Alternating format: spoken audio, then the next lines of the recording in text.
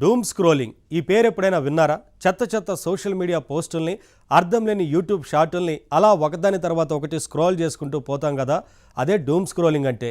అసలు ప్రతిరోజు ఈ సోషల్ మీడియా స్క్రోలింగ్లు చేస్తూ పోతే మనసులో ఏదో ఆందోళన, ఏదో చిరాకు, అసలు ఎందుకు చేస్తున్నామో తెలియని నిరాశ, ఇవన్నీ బిల్డ్ అవుతాయట. దీనికి తోడు ఇన్ఫ్లుయెన్సర్ల బిల్డప్లు ఒకటి, పైగా రోజు రాజకీయాల గొడవలు. ఇదే ఇప్పుడు సోషల్ మీడియా అంటే.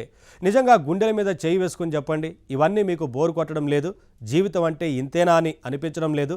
ఎస్, మీకే కాదు, ప్రపంచంలో చాలామందికి ఇలానే అనిపిస్తోంది. అందుకే మరి ఇప్పుడు ఓ కొత్త ట్రెండ్ వస్తోంది. ఏంటది?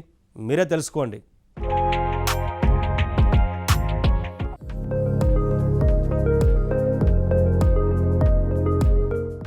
సోషల్ మీడియా వచ్చిన కొత్తల్లో ఎంతో సరదాగా ఉండేది.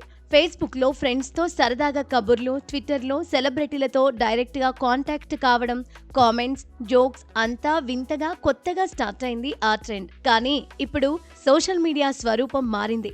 ఇప్పుడు ఎంతసేపు ఇన్స్టాగ్రామ్లో కేవలం ఇన్ఫ్లుయెన్సర్ల గోల ఎక్కువైంది. ఏఐ వచ్చాక వర్చువల్ ఇన్ఫ్లుయెన్సర్లు కూడా పెరిగిపోయారు. వార్తలే కాదు, అసలు మనుషులు కూడా నిజమో కాదో తెలియని పరిస్థితులు వచ్చేస్తున్నాయి. ట్విట్టర్ విషయమే తీసుకోండి, ఎక్స్గా మారాక అదో పెద్ద డిజిటల్ టౌన్ హాల్లా తయారైంది. ఎక్కడ చూసినా గొడవలు, రాజకీయాల విషయాలే. అసలు సోషల్ మీడియా వాతావరణం ఎందుకిలా పాడైంది అంటే దానికి ఒకటే కారణం: ఎంగేజ్మెంట్ స్ట్రాటజీ. వ్యూయర్స్ని ఎక్కువసేపు తమ ప్లాట్ఫామ్ మీదే నిలిపి ఉంచాలన్నది కంపెనీల ప్రయత్నం. ఫేస్బుక్, ఇన్స్టాగ్రామ్, ఎక్స్ లాంటి పెద్ద ప్లాట్ఫామ్లు ఎప్పుడూ ఇదే విషయం మీద దృష్టి పెట్టాయి. వ్యూయర్ని ఉన్న చోటే ఉంచి ఎక్కువసేపు స్క్రోల్ చేసేలా చేస్తే వాళ్ళకి లాభం. కానీ దీనివల్ల జరిగే నష్టం ఏంటో తెలుసా? సోషల్ మీడియాతో జనానికి పూర్వం ఉన్న కనెక్టివిటీయే తగ్గిపోయింది. ముఖ్యంగా ఫీల్ అనేది పోయింది. అందుకే ఇప్పుడు ఫీల్ కోరుకునే యూజర్లు సోషల్ మీడియాలో కొత్త మార్గాన్ని ఎంచుకుంటున్నారు. కొత్తగా కమ్యూనిటీ యాప్స్ వస్తున్నాయి. నిన్నటి తరం సోషల్ మీడియా యాప్స్ స్థానంలో ఇప్పుడు వీటి క్రేజ్ పెరుగుతోంది.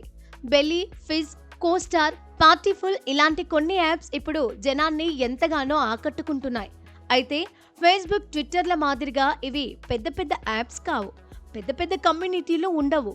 వీటిలో ఉండేది కొద్ది మందే. అయినప్పటికీ వాళ్ళ మధ్య ఎక్కువ కనెక్టివిటీ కనిపిస్తుంది ఇక్కడ. ఈ కొత్త యాప్స్ సూత్రం ఇదే: ప్లాట్ఫామ్ సైజ్ ముఖ్యం కాదు, ఇందులో జనం ఎంత లోతుగా కనెక్ట్ అయ్యారన్నదే ముఖ్యం. ఇంతకీ యాప్స్ ఏంటి? బెలీ యాప్ తీసుకుంటే ఇది రెస్టారెంట్ షేరింగ్ యాప్. దీంట్లో మీకు ఇష్టమైన రెస్టారెంట్లను ఫ్రెండ్స్తో షేర్ చేసుకోవచ్చు. ఎంతో మంది దీన్ని ఇష్టపడుతున్నారు. ఇక ఫిజ్ అనే యాప్ ఒకే కాలేజ్కి చెందిన విద్యార్థులను కనెక్ట్ అవ్వడానికి పనికొస్తుంది. ఏ కాలేజ్ వాళ్ళు ఆ కాలేజ్ తాలూకు పాత మిత్రులతో మీట్ అవ్వచ్చు. అసలు ఒకప్పుడు ఫేస్బుక్ కూడా దాదాపు ఇలాంటి కాన్సెప్ట్తోనే మొదలైంది. అందుకే అప్పట్లో దాంట్లో కనెక్టివిటీ బాగుండేది. కాలక్రమంలో ప్లాట్ఫామ్ పెద్దదై ఫీల్ మిస్ అయిపోయింది. ఇక కోస్టార్ అనే కమ్యూనిటీ యాప్ ఆస్ట్రాలజీ ఆధారంగా ఫ్రెండ్షిప్ పెంచుకునే వెరైటీ యాప్. పార్టీఫుల్ అనే యాప్ ఈవెంట్స్ని ప్లాన్ చేయడానికి పనికొస్తుంది. ఇలా చిన్న ప్రత్యేకమైన లక్ష్యాలతో కమ్యూనిటీ యాప్స్ తయారవుతున్నాయి. వీటిని పార్టిసిపేటరీ యాప్స్ అని పిలుస్తున్నారు. ఎందుకంటే వీటిలో అలా పైపైన చూసిపోయే జనం తక్కువగా ఉంటారు. యాప్లో డీప్గా పాల్గొనే వాళ్ళే ఎక్కువ మంది ఉంటారు. ఇవి మాత్రమే కాదు, ఇంకా స్పిల్, బ్లాక్ స్కై ఇలా ఎన్నో ప్రత్యేకమైన లక్ష్యాలతో ఇప్పుడు పార్టిసిపేటరీ యాప్స్ తయారవుతున్నాయి.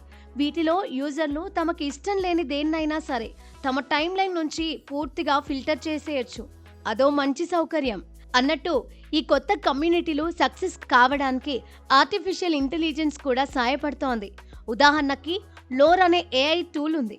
ఇది జనాల ఇష్టాల్ని బట్టి వాళ్ళని కమ్యూనిటీలతో లింక్ చేస్తుంది. మొత్తం మీద ఇప్పుడు సోషల్ మీడియా ట్రెండ్ మారుతోందని చెప్పొచ్చు. ఇప్పుడు ఒక యాప్కి ఎంతమంది ఎక్కువ ఫాలోవర్లు ఉన్నారన్నది ముఖ్యం కానే కాదు, ఉన్న కొద్ది మంది ఎంత క్లోజ్గా ఉన్నారన్నదే లెక్క. సో ఫ్యూచర్లో సోషల్ మీడియాని ఇలాంటి యాప్సే శాసిస్తాయని చాలామంది అంచనా వేస్తున్నారు. చూద్దాం మరి ఫేస్బుక్, ఇన్స్టా, ఎక్స్ లాంటి పెద్ద ప్లాట్ఫామ్స్ ఈ మార్పుని ఎలా తీసుకుంటాయో.